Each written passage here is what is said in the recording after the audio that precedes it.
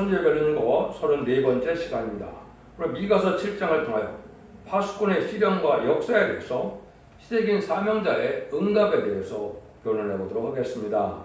본장은 6장과 같이 마지막 때에 다시 연의 변론문서를 받은 종이 나와서 진리의 심판에 대한 불을 전할 때 종말의 형벌의 날에 생긴 남은 종이 나아갈 길과 역사를 가르쳤는데요. 선구적인 종이 나올 때는 아주 영적인 고독함을 느끼게 되죠. 아무에게나 신령 것을 먹을 수가 없는 그런 시련기가 온다는 겁니다. 어찌할 수 없는 환경에서 타협치 않고 원망치 않고 하나님만을 바라보는 종이 하나님의 응답을 받아서 전삼년반의 역사의 종의 사명자가 된다는 것을 말씀하신 것입니다. 시대적인 사명자라는 것은 인간 종말에 하나님의 전삼년에 기쓰임 받을 종을 예표한 건데요. 마치 양심시대에 노아가 쓰임받았고 언약신앙시대에 아브라함이 쓰임받았고 율법시대에 모세가 쓰임받은 것으로 또 은혜시대에는 사도 바울이 쓰임받았고 환란시대 심판계에는 두 증인 권세라고 계시록 11장 4절에는 말했죠. 그 종이 쓰임받을 종을 또 얘기를 했고 스가랴 4장 11절은 감나무 두 가지 된 종이 나온다. 세상에 두 대표적인 종이 나온다는 말씀하셨죠. 또 우리 주님께서도 계시록 2장 26절에서 28절에 보면 이기는 자와 끝까지 지키는 자에게 내가 아버지께 받은 철장 권세를 그에게 준다 그랬죠. 새벽별을 준다고 또 말씀하셨는데 열왕 중에 왕을 삼아서 인간들의 마지막 역사를 할 종을 뜻했죠. 계시록 12장 1절에서 25절에 보면 뭐라고 또 말씀하십니까? 해를 입은 여자가 해산수굴에다가 장차 철장으로 왕국의 다스릴 남자를 낳았다 이렇게 말씀하시죠.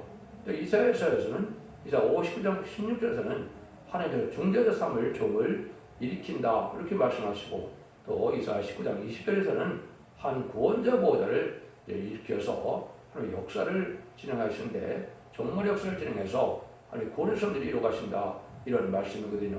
이렇게 여러분들이 말씀된 예언된 종이 쓰임받기 원해서 시험받을 때는 많은 시련이 오고 환경이 어려운 환경에 와서 환경을 초월한 이런 종이 되어야만 쓰임받을 수 있다는 것을 여기 말씀하신 겁니다.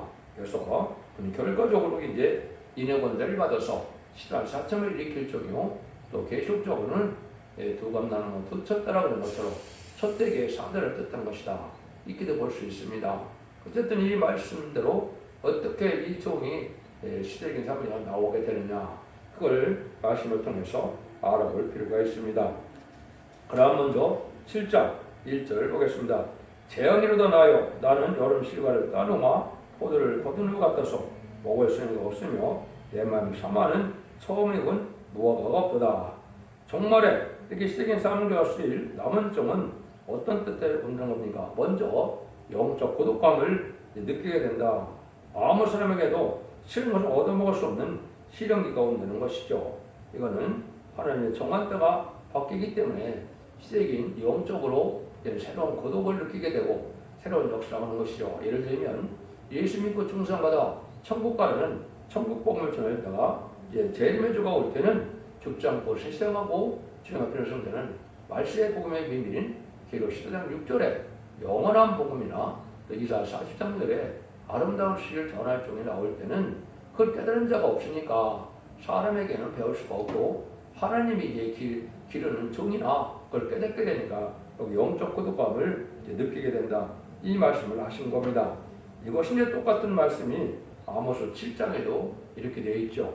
아모스 7장은 7장 1절에 주 여호와께서 내게 보이신 것이 이러하니라.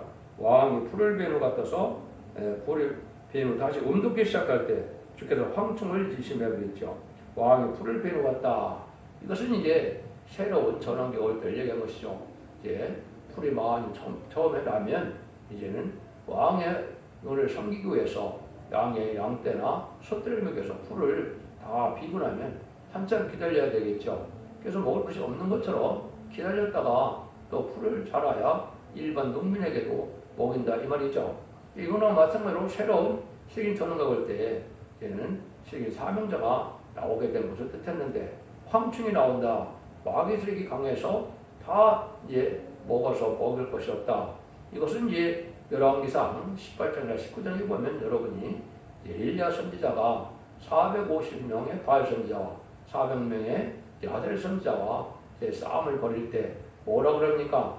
다 바알에 무릎 꿇었고 나만 남았다. 이러니까 하나님께서는 7,000명을 바알에게 부지런한 성을 남겨놨다는 것처럼 싸움은 바알 선지자, 엘리야 선지자가 했지만은 그런 식으로 시대적인 사명장을 나올 때 이런 영계 싸움이 있을 것을 또한 말씀하신 것이다. 이렇게도 볼 수 있는 겁니다. 2절입니다. 이와 같이 선인이 세상에서 끈적고 정직자가 인간에 없도다. 우리가 다 피 흘리고 매복과 각기 그물로 형제를 잡으려고 이렇게 된 것은 이제 인심악하게 된 세상이 온다는 것이죠.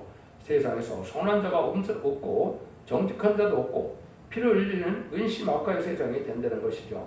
선한 사람이 없고 정직한 사람이 없어서 사랑이 없으니까 은혜는 안 내리고 교회가 아주 고독감을 느끼게 되고 하늘부터 새로운 은혜를 받지 못하는 형국에서 이 기독교가 완전히 도패될 것을 말씀하시는 겁니다. 이것은 뭐 교권이나 정권이나 그런 때가 온다는 것인데 이거는 정말 시대가 돼서 악한 지도자들이 나타나면 불의한 격광과 악한 지도자가 세상을 좌지우지하는 때가 심판때인데 이때가 바로 협상주의가 돼서 공산당을 좋아하고 공산당과 협상하는 음료 정권과 음료 교권이 나오는 시대다. 이렇게 보시면 여러분이 정확히 깨닫는 겁니다. 3절 4절입니다. 두 손으로 악을 붙들으니 행하도다. 군장과 재판자는 뇌물을 구하며 대인은 마음에 악한 사욕을 말하며 서로 연락을 채니 그들이 가장 선하더라도 가시 같고 가장 정직하더라도 찔레 울 때보다 더하도다. 그들의 파수꾼의 날이 형벌의 날이 임하였으니 이제는 그들이 요란하리로다. 심지어 정치가들도 서로 연락을 해서 뇌물이나 받아먹고 있는 거죠. 또 부패한 이런 군장과 재판자가 뇌물을 받고 이렇게 한다는 것이죠. 이걸 여러분이 많이 목도를 하셨죠. 지난 좌파 정권 때 보면 이제 재판도 그렇고 이제 선거하게 뒤바뀔 만한 이러한 판단이 많이 나왔죠. 이것들이 다 하나님이 불의한 자들로 보시는 것이고 이것이 심판 때다 이 말입니다.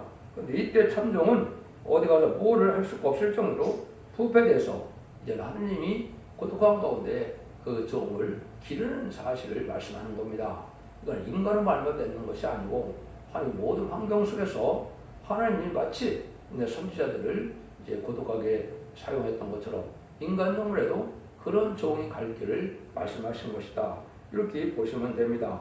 어느 정도냐? 5절 6절입니다. 너는 이웃을 믿지 말며 친구를 의지하지 말며 네 품에 누운 여인에게도 네 입의 문을 지킬 자다. 아들이 아비를 멸시하며 딸이 어미를 대적하여 며느리가 시어미를 대적하리니 사람의 원수가 곧 자기 집안의 사람이로다. 지도자가 부패해서 이제 인식이 악하게 되는 세상이 되어서 사람끼리도 믿지 못할 세상이 온다. 이거는 영적 세계가 또 더욱더 그렇게 된다는 것을 말씀하셨다고 볼 수가 있는 것이죠.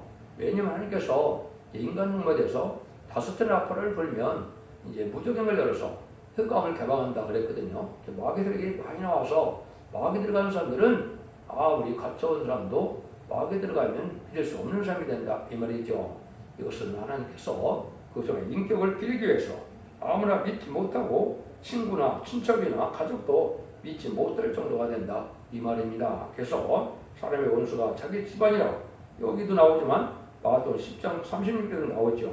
이런 일들이 이루어지는 것은 이제 영적으로 바른 길을 가기가 어렵고 이제 아주 인심악화가 돼서 누구하고도 믿음의 정확기를 쌓기가 어려운 때가 온다는 것을 말씀한 겁니다.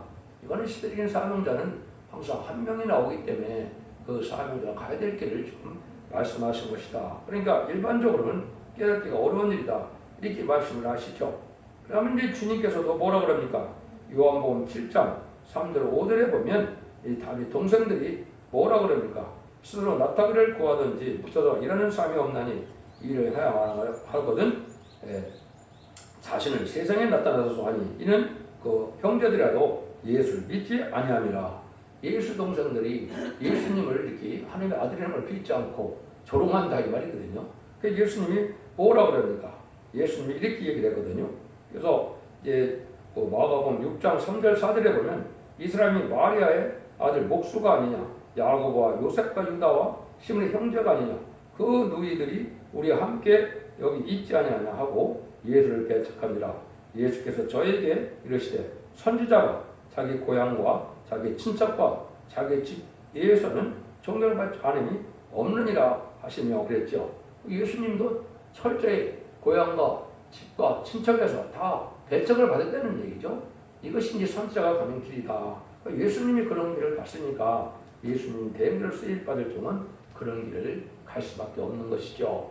마치 여리고성 무너질 때 기생나암만이 이제는 목숨을 걸고 약속을 지키고 정탐꾼을 숭배해서 사는 것처럼 살았던 것처럼 이런 형국이 된다 이 말입니다. 그래서 하나님의 일을 하려면 하나님 말을 바라보고 세상에서 잘 분별해서 원망불평하지 말고 하나님을 의지하는 이런 인격을 만들기 위해서 모든 자들이 이렇게 대적을 하게 된다. 이걸 이제 보여주는 겁니다. 그래서 이것은 환경을 초월해서 하나님만을 바라보는 이런 종이 되어야 하나님이 들었을 만한 종이 된다. 이 말입니다. 사람을 의지하고 사람을 기다리는 이런 정도 갖고는 되지 않는다는 거죠. 7절입니다. 오직 나는 여호와를 우러러보며 나를 구원하신 하나님을 바라보나니 나의 하나님이 나를 들으시도다. 이 참된 종이 바로 이리도 저리도 치우치지 않고 하나님만 바라볼 때 하나님께서 들어주신다 이 말이죠.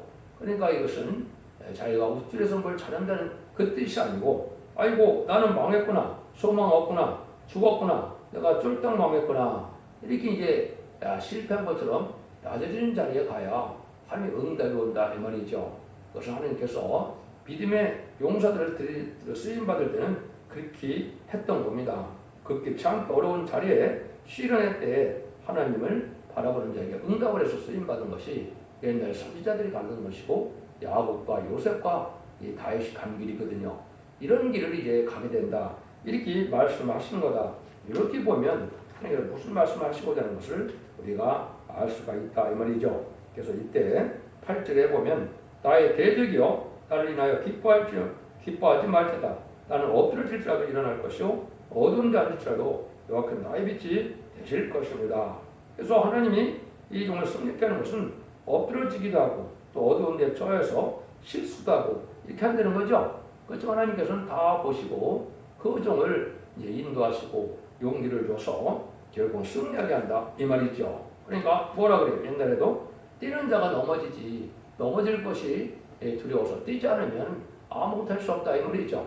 그래서 이것처럼 하나님의 종은 어려운 데 있을지라도 하나님을 바라보고 용기 있는 삶이 돼서 요약된 삶이 되기를 소원하는 마음으로 하나님께 순종하기를 원하면 부족이 많더라도 실수가 많더라도 하나님 그를 들으실 만한 인격의 종이 된다.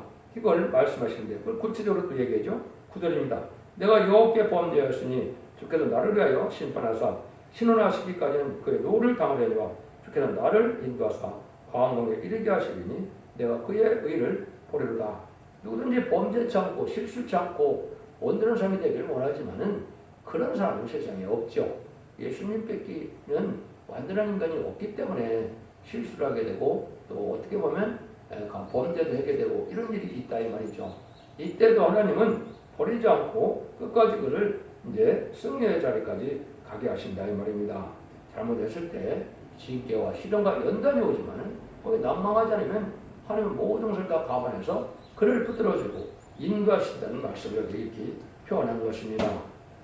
10절에 보시면 나의 대적이 이것을 보고 부끄러워하리니 그는 전에 내게 말하기를 이 하나님 여호와가 어디 있느냐 하던 자라 그가 거리에 진같이 밟히리니 그를 네가 내가 목도하리로다. 이렇게 이제 택한 자를 사랑하는 하나님께서는 그 종을 대적하는 자가 다 진흙같이 밟히는 때가 온다는 거죠. 하나님을 바라보고 모든 것을 고쳐나가고 합당하게 나가려고 하는 자를 응답해서 들었을 때는 세상의 심판대인데 그 대적하고 조롱하던 자들이 다 진흙같이 밟혀진다 이 말이죠. 이게 하나님이 하시는 하나님의 역사의 방법이다.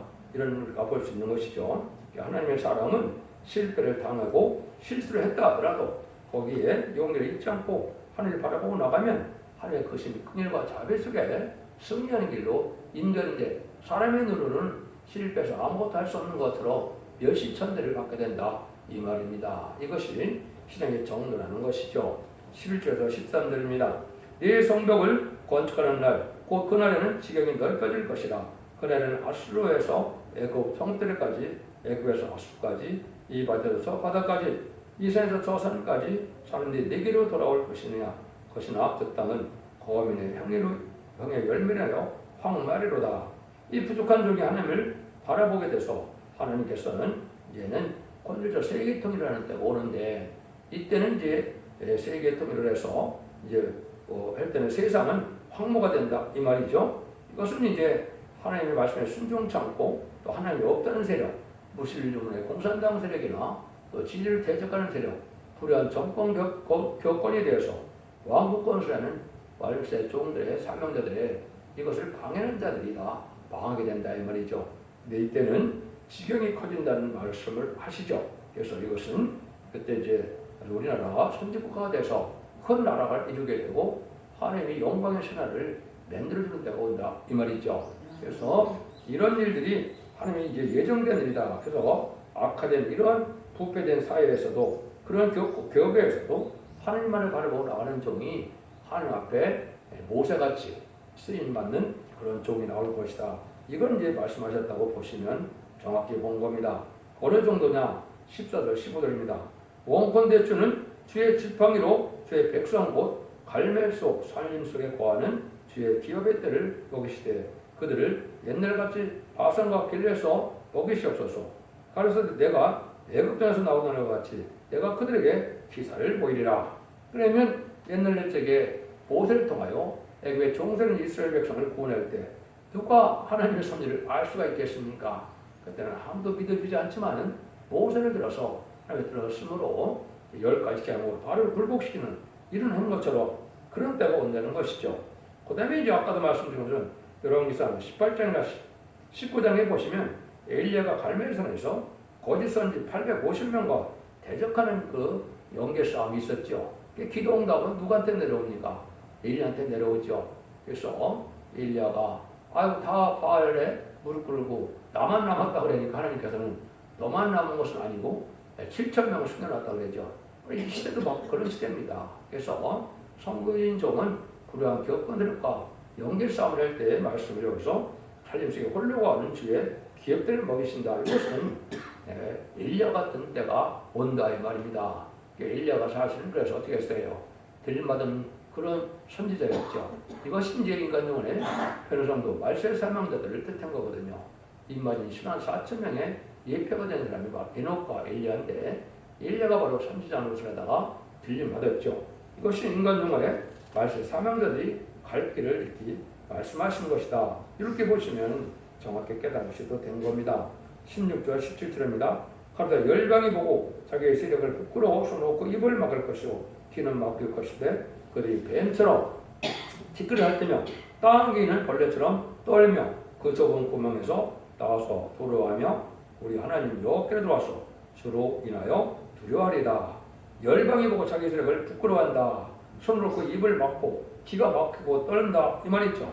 이건 하나님께서 이제 무시할 만한 이런 종이 권세 능력을 받아서 세상의 통일을 할 수 있는 아마겟돈에 승리하는 종인데 이 종들을 통해 될 일들을 알 때는 세상 권세받은 왕들과 보관자들이 깜짝 놀라서 할 말을 잃게 된다 이 말입니다. 그래서 이것은 하나님의 대행자가 되고 심판주 예수님의 대행자가 돼서 세상을 심판하고 에덴 동네를 회복시키는 세계 통일의 평화왕국을 종해 나가는 사명을 말씀하신 것이고 이것이 마지막 한 일에 전삼점의 구원의 역사와 오삼점의 환란의 역사를 통하여 이제는 대접장과 아마겟돈의 최종 심판으로 승리하게 하는 시온의 우리가 나온 거거든요. 이것이 바로 임마는 104,000명이 나와서 승리하는 단체를 이루게 돼서 세상을 심판하고 새 시대를 이루는 예정들을 회복시키는 그런 놀라운 역사가 있을 것을 여기 미가서 성경을 통해서 말씀하는 겁니다. 그래서 미가서 성경은 승리의 심판이다 그랬죠. 그래서 결국은 승리하는 심판하는 종이 나오는데 그때 쓰임받을 종이 하나님만을 바라보라는 말을 수도 없이 하시죠. 하나님만을 믿고 바라보는 믿음 속에서 능력과 권세와 축복이 임함으로 모든 일들은 천군 천사의 동원으로 이제 승리하게 될 것을 말씀하신 것이죠. 이때는 이제 불의한 세력과 불의한 교권들이 아주 행행하는 때라 인심이 약화되고 바르게 되는 때가 없는 때라는 걸 강조하는 것이죠. 이것이 이제 시기적으로 본다면 20세기 말에서 21세기 초가 된 겁니다. 지금은 새로운 종이 이런 종이 예비돼서 마지막 한일에 천삼에 들어갈 날이 임박한 때다. 신입반의 타렌트의 말씀으로 마지막 사랑의 변론의 경고를 할 때가 임박하다. 이렇게 이제 하게 될 때라고 믿으면 정확히 깨달은 것이 된 겁니다. 그럼 18절에서 20절을 보죠.